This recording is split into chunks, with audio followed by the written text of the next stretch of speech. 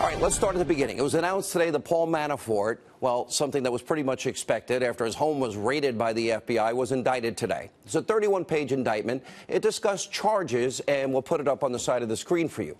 Money laundering, failing to register as a foreign agent, tax crimes. But interestingly, because this is the special counsel that was supposed to investigate Trump, Russia, collusion, this indictment has nothing, let me repeat, nothing to do with Trump-Russia collusion. Zip, zero, nada. The most spectacular finding within the Manafort indictment is this. In regards to the financial issues, the last year of any financial transaction was 2014. The years they were looking at was between 2008 and 2014. And as far as we know, Trump wasn't even thinking of running for president in 2014. So in other words, nothing of the Paul Manafort indictment had anything to do with the Trump campaign or Donald Trump. Is this all Mueller has? Because if it is, it's pathetic. Another day, another example, after a year of speculation, no evidence of any collusion between President Trump and Russia. Now, you've heard the saying, we've all heard it, you can indict a ham sandwich. Well, grand juries are convened. Guess what? In case you don't know, only the prosecution gets to present evidence. The defense gets zero opportunity whatsoever to present their case. The legal standard before a grand jury is much lower. They must be convinced probable cause. Okay, but in a court of law, the criminal standard is a jury of your peers beyond a reasonable doubt, a massive distinction. And it's important to point out that this grand jury was impaneled in Washington, D.C. Let's see, one of the most liberal cities in America, where over 90% of the people there voted for Hillary Clinton. Mr. Mueller, do you think that's fair? Now, here's what Paul Manafort's attorney said earlier today. For the first time, they speak out. Listen. That President Donald Trump was correct.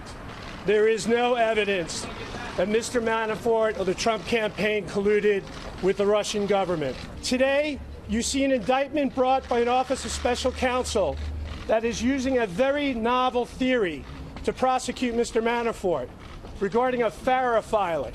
The United States government has only used that offense 6 times since 1966 and only resulted in 1 conviction. 6 times since 1966, 1 conviction. So like every American, Paul Manafort, he deserves what we all deserve, the presumption of innocence. However, he is being tried tonight and convicted in the court of public opinion by what is an abusively biased, Trump-hating media. Also, as part of the news that came out today, George Papadopoulos, he admitted, okay, he lied to the FBI. I think he's 29 years old. Now, I knew everybody in the Trump campaign. I never heard about Papadopoulos until today. And I think I knew everybody. Now, the White House says he was a volunteer, and it seems that Papadopoulos, on his own, was trying to create an anti-Clinton Russian dossier, like the Fusion GPS, Hillary DNC, President Obama-funded dossier, and he wasn't successful. So now that we have no Trump collusion, here's what we do have tonight. This is what the media will ignore. This is what matters. These are the facts. This is where the evidence comes in. What did President Clinton or President Clinton wannabe, President Obama, and key members of the administration, what did they know about the Uranium One scandal? Now, we're learning about how the Obama administration officials, they knew in 2009 that Vladimir Putin was using bribes, extortion, kickbacks, money laundering, and racketeering all within this country, spies within this country. Nothing was done to stop it. We have incontrovertible evidence that all involved tried to cover this up. They put a gag order on the one FBI informant that knew everything to prevent the truth from getting out. Now it's getting out. We have incontrovertible evidence that the Clintons benefited in a massive, huge financial way because of this corrupt Uranium One deal. We know Bill Clinton doubled his speaking fees in Moscow while giving a speech to a bank that, interestingly enough, had a financial interest in Uranium One. Bill Clinton also tried to get State Department permission, his wife's State Department, to meet with Russian nuclear officials during the time of the Uranium One deal, and he eventually ended up sitting down with Vladimir Putin himself. And as the author, Peter Schweizer, writes about in his best-selling book, Clinton Cash, the Clinton Foundation got $145 million in kickbacks from people that directly benefited from that deal. We have incontrovertible evidence that Putin and his spies and his thugs were actually successful because he eventually got 20% of America's uranium, the foundational material for nuclear weapons. This is beyond insanity and inexcusable. Hillary Clinton, Bill Clinton, the Obama administration allowed your national security to be compromised in what is an unprecedented way, and few in the media will touch this story. Major crimes were committed. They knew about it. They did nothing before the deal. Now, here's a simple question. We have to ask it. Why on earth would President Obama or Hillary or Eric Holder ever sign off on giving Russia, a known enemy, Putin, a bad actor, 20% control of our uranium? What did America get? What did Obama get from this Uranium One deal? It never made sense. Now, we also have incontrovertible evidence that the Clinton campaign and the DNC, they paid Fusion GPS over $9 million, although nobody knows anything, and they hired a former British intelligence agent who then used current and former Russian government sources to produce this phony, fake, salacious news dossier that was full of lies, disinformation, and propaganda against Donald Trump.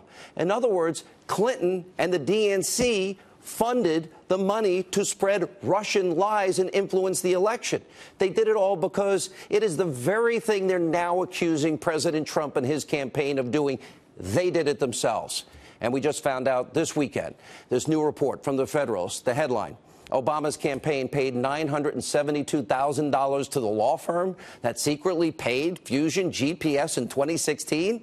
Wow, the same firm that the Clinton campaign, the DNC, used to pay Fusion GPS to create the fake news propaganda anti-Trump dossier that they then regurgitated all over TV. Now, we also have Robert Mueller and his band of big Democratic donors that work for him now, supposedly investigating Trump-Russia collusion. And as I predicted right here on this show, there is still no evidence this ever happened. None. Now, former, current, and top Democrats have all said the same thing. Smoke, but no fire. Smoke, but no fire. Watch this. Have you seen anything that suggests any collusion between the Russians and the Trump campaign? Well, there's an awful lot of smoke there, let's put it that way. People that might have said they were involved, to what extent they were involved, to what extent the president might have known about these people or whatever. There's nothing there from that standpoint that we have seen directly linking our president to any of that. The last time we spoke, Senator, I asked you if you had actually seen evidence of collusion between the Trump campaign and the Russians, and you said to me, and I'm quoting you now, you said, not at this time. Has anything changed since we spoke last? Well, no, it hasn't. I know we need to go soon, but just to be clear, there has been no actual evidence yet. No, it has not been. Okay. I just want no, it has not. At the time I left, I did not see any smoking gun certitude evidence of collusion. Is there any evidence of collusion that you have seen yet? Is there? Listen, there is a lot of smoke. We have no smoking gun at this point. No smoking gun. Tonight, still no smoking gun. And your lying media in this country would have all of you believe the indictment of Paul Manafort and his associate, Rick Gates, has everything to do with Trump-Russia collusion. It has nothing to do with it. Here's the truth. Nothing. Now, none of that is related to President Trump. None of it, zero, is related to his campaign. And the vast majority of these allegations all happened before Paul Manafort ever worked for the Trump campaign. And also tonight, the issue of Robert Mueller attempting to change the narrative to distract from the real Russia collusion and massive cover-ups. Don't think this is a coincidence. Last week, right here on this program, we had stunning revelation after revelation, day after day, about Hillary Clinton, Uranium One, the fake news dossier, and that special counsel Mueller is clearly complicit in the Uranium One scandal. Remember, he was the FBI director, the FBI informant, had all the evidence of bribes and kickbacks and money laundering, and he did nothing. So now they need to change the narrative after a very bad week and distract the country from their evidence and their involvement in possible collusion. And by the way, Mr. Mueller, who leaked the indictments to fake news CNN? Was it you? Now, I can confirm exclusively here tonight on Hannity, Friday night, all day Saturday, Manafort's team did not know this was coming. So somebody disclosed this information. That is a crime, Mr. Mueller. You should know this. And by the way, anybody from the grand jury, it's a simple crime. Who did it? Did anyone, Mr. Mueller, in your office do it? Now, while liberals in the media are hysterical, absolutely beside themselves with giddiness, thinking this is the big smoking gun about Paul Manafort, there's another major shoe dropping in these major Democratic scandals. Now, we first reported on Tony Podesta over a week ago on October the 24th. He's the brother of Clinton's former campaign manager, John Podesta. And according to Politico, Tony Podesta is now stepping down from his lobbying group because he is being investigated by the special counsel. And as we have now been reporting, the probe into Tony Podesta and his lobbying group came about after Mueller started looking into Manafort's finances. NBC News even pointed out that Podesta's group worked with Manafort on a public relations campaign called European Center for a Modern Ukraine. And NBC News even adds that Mueller could be looking into whether Podesta and his company violated what's known as FARA, the Foreign Agents Registration Act.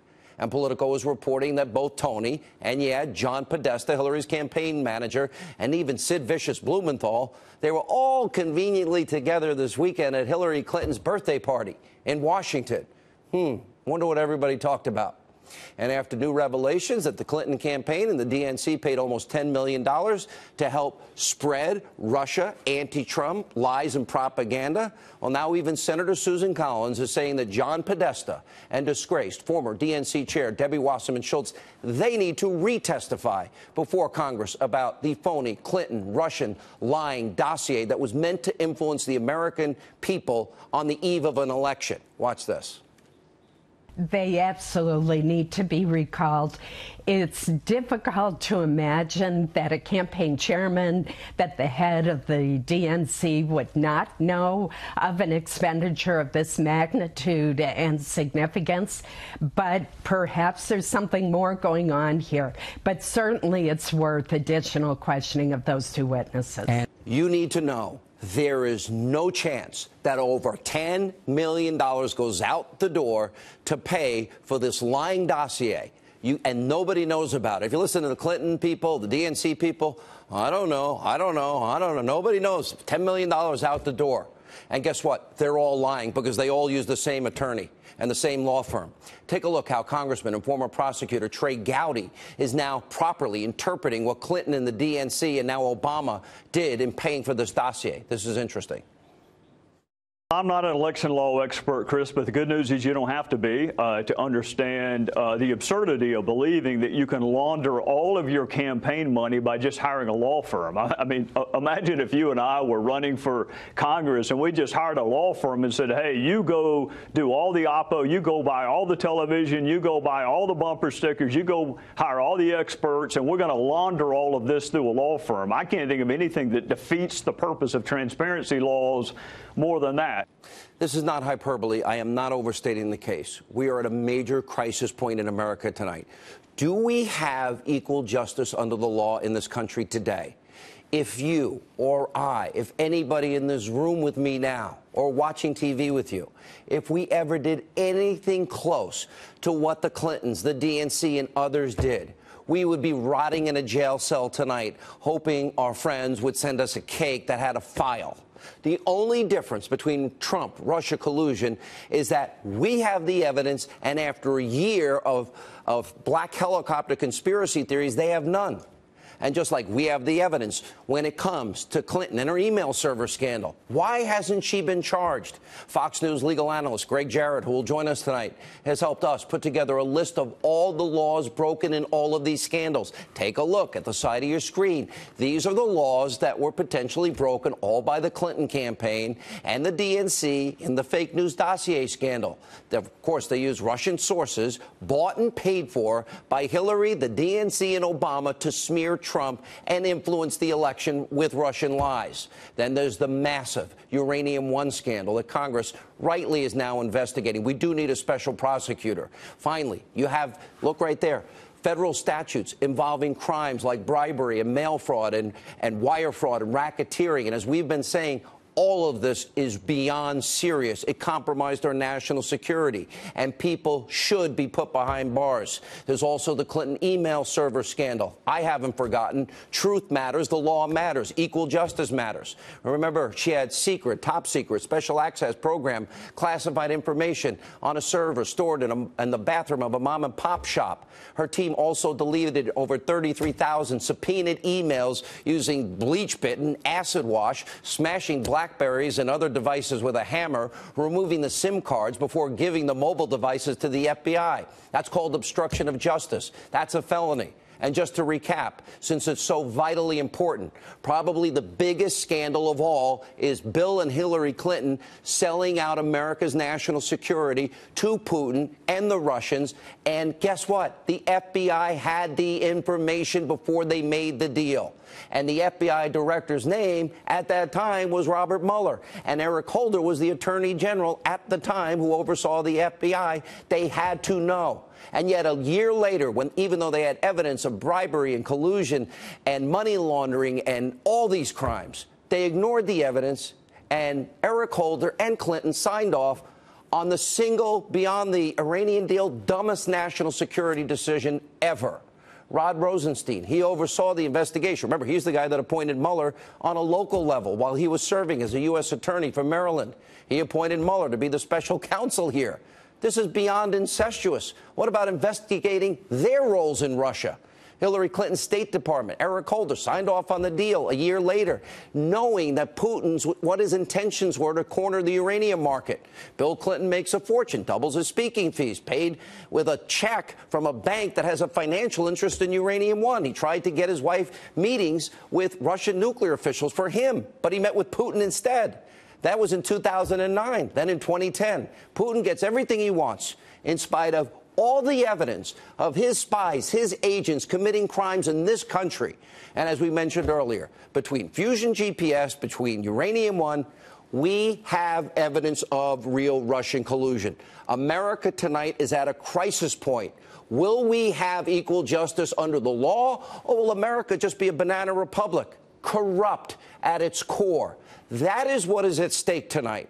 And that is what the corrupt media will never tell you, because the media is part of the corruption that is the sewer, that is the swamp, that is Washington, D.C.